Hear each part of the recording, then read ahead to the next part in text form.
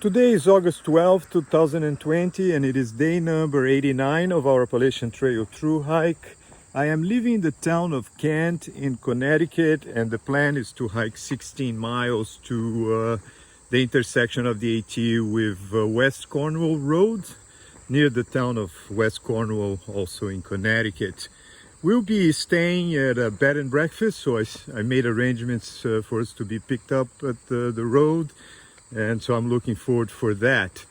It's another hot day, so I want to make sure I take a shower, cold shower at the end of the day. But I'd like to mention that I really like the town of Kent, and it's a beautiful place. And I had the privilege to stay at this inn called the Starbuck Inn, and I was able to spend time with Peter Starbuck, who owns the property, and he's a very well-educated person, and it was great to meet him, talk to him. So I definitely recommend this town to anyone who can afford and is doing the AT.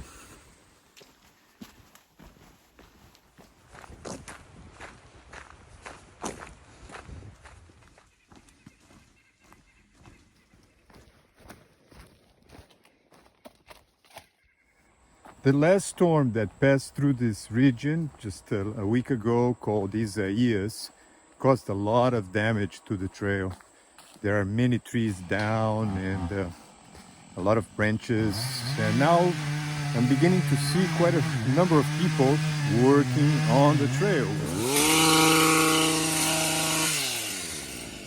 Thank you so much, sir. Thank you very much for the good work. Thank you.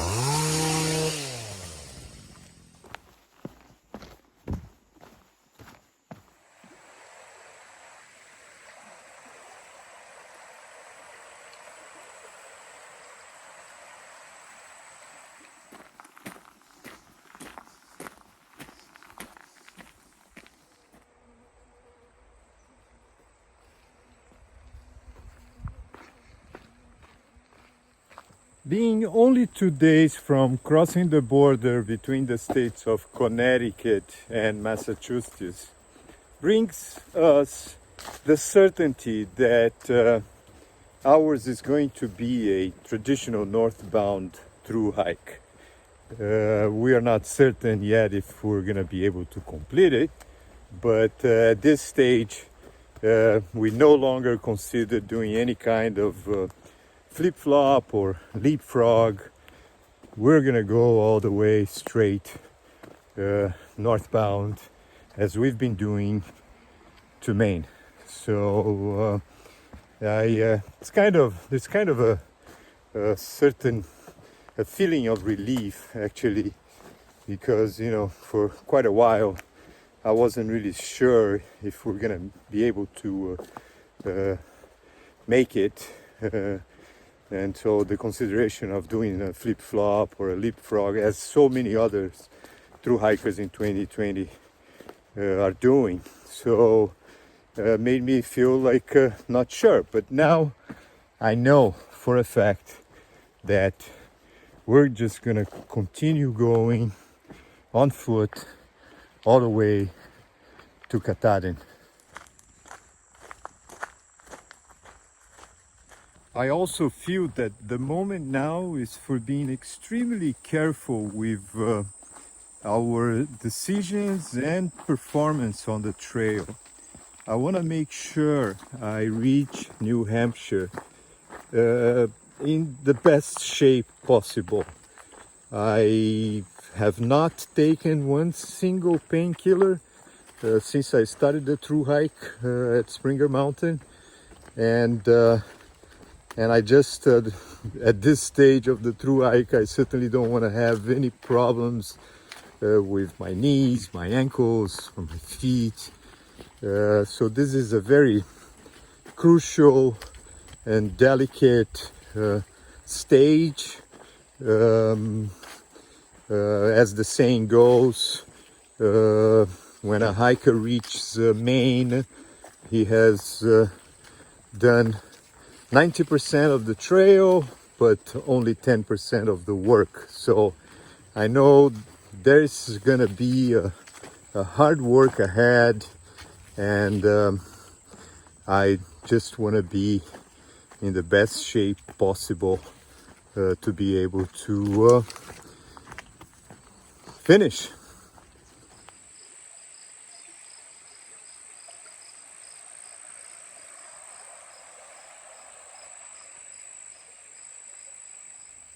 Hiking on easy terrains like we've been doing today for most of the day. Actually, the AT goes right alongside this Housatonic River, which is a beautiful river, by the way. But anyway, being on an easy terrain allows a hiker to think about other things. We don't need to focus so much on the trail. So I've been thinking a lot today about what's coming ahead and things that I should be considering now. So when I reach New Hampshire, you know, I'm prepared for all the challenges. But I'm considering doing a change in my gear. So I'm gonna have my 17-liter hyperlight backpack sent to me, and I'm gonna drop my 55-liter Z-Packs Arc Blast. It's gonna be a dramatic change. I'm gonna go from a 55-liter backpack to actually it's a 17-liter, but you can it will take up to like 25 liters, you know. And I just want to be as light as possible. I'm gonna still be carrying my tent and my sleeping bag and some basic clothes, but I want to make sure I'm as light as possible to be able to go through the Whites and later in Maine. So I know we're gonna have to go through the 100-mile wilderness, but and we'll need food for that, but I think I can manage. So I've been on the trail now for almost 3 months, and I know what is essential. So yeah, so I'm gonna be doing this. I'm gonna drop my 55-liter Z-Packs Arc Blast backpack, and I'm gonna have my 17-liter Hyperlight backpack. I am actually looking forward for that. It's going to be quite an experience, quite a challenge.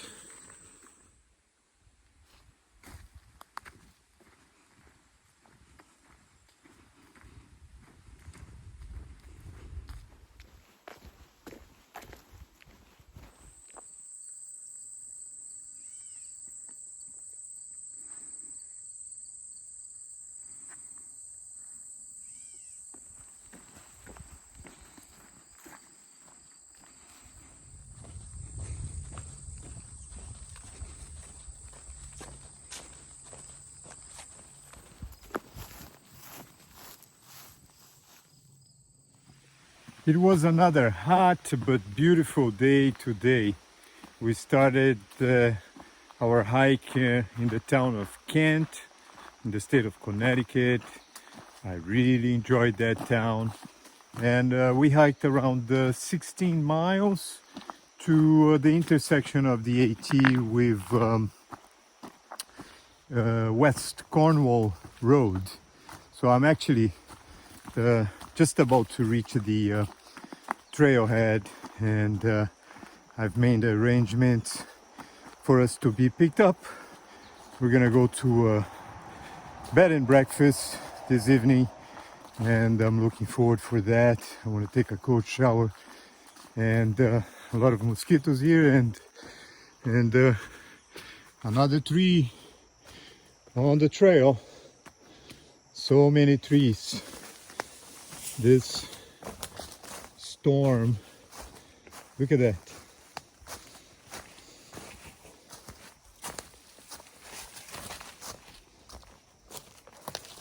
Yep.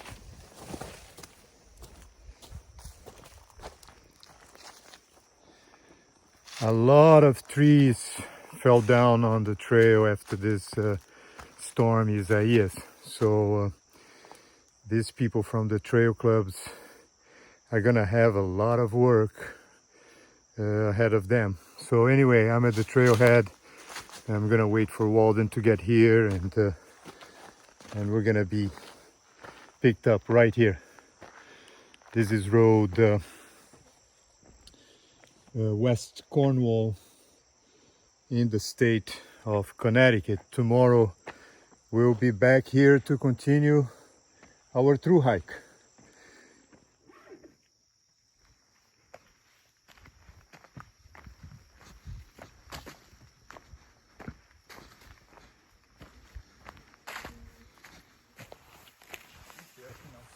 Wow, look at this.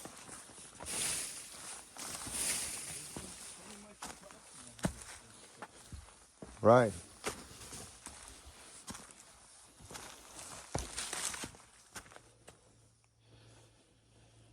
No, just having to start the day like that, it's like... I don't know where you've been walking these days, but it's pretty much the norm. No, I know, man, but this is what I'm talking about. Every day like this.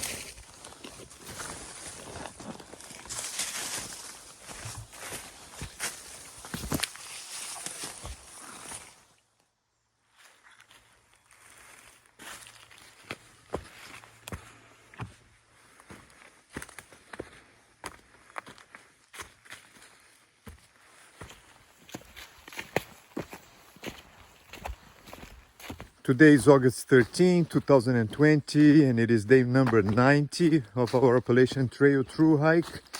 We're starting the day at the trailhead on West Cornwall Road, and the idea is to hike 16 miles to the town of Salisbury in Connecticut.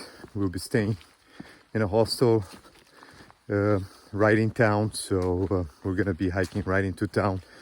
And it's gonna be another hot day on the trail, hot and humid, so it's gonna be nice to be able to take a shower at the end of the day. And so yeah, I'm looking forward to enjoying this day.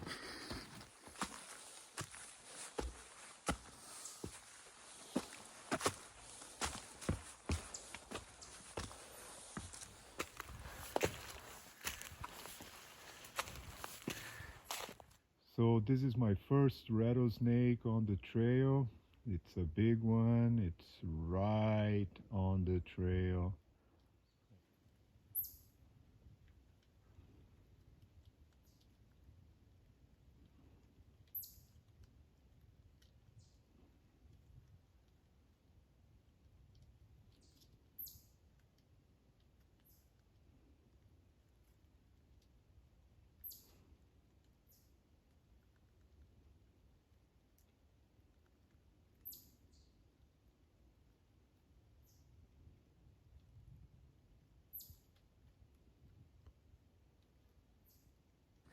This is one of the challenges that we have on the AT. You know, you gotta be on the constant lookout.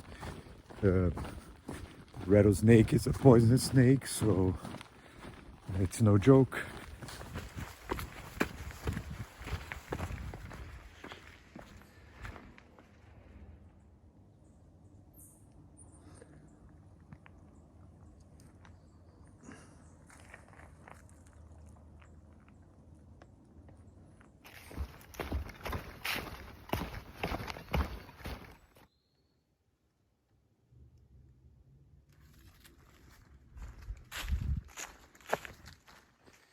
"90 days ago, I started my Thru-Hike at Springer Mountain in Georgia, and today I reached the 1,500 mile mark in the state of Connecticut. It is a great feeling. I'm certainly going to be celebrating this evening. When I started my Thru-Hike, I wasn't even thinking about the distances, you know. For me, it's like, it's still hard to believe that one person is able to walk all the way from Georgia to Connecticut, where we are today. So it's wonderful. So it's been a great experience. Tomorrow we will actually enter the state of Massachusetts, and in a few days we'll be in Vermont. And I think it's the final stage of our Thru-Hike. It's approaching slowly. Vermont, New Hampshire, Maine. It's going to be a challenge. I think we're ready for it. And it's just a wonderful experience altogether. I'm very proud and very happy to be able to be doing this Thru-Hike.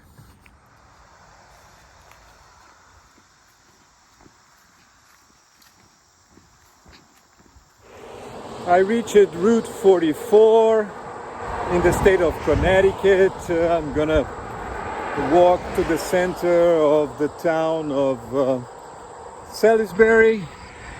As you can see on that sign, the AT makes a right turn right here. So tomorrow I'll be coming back to this exact location so I can continue my Thru-Hike going northbound, and that's the way that I see a white blaze right there. But this evening I'm gonna stay at a hostel at the center of town, so I'm gonna walk there, and I'm looking forward to having a cold shower, eating a good meal. It was a wonderful day on the trail. We started at West Cornwall Road and hiked 16 miles to this route here, and I got to see the first rattlesnake on the trail. It's always a kind of a delicate moment to see a poisonous snake. One has to be really careful on the AT. There are many challenges, and it is no joke. So the snake was right on the trail, so you know I could easily not see it. Walden was ahead of me, so he spotted the snake, but you know, I tend to walk a little bit faster, and sometimes I'm not really paying much attention on where I'm stepping on. So anyway, it was a great day, and I just want to rest now, and tomorrow I'll be back on the trail.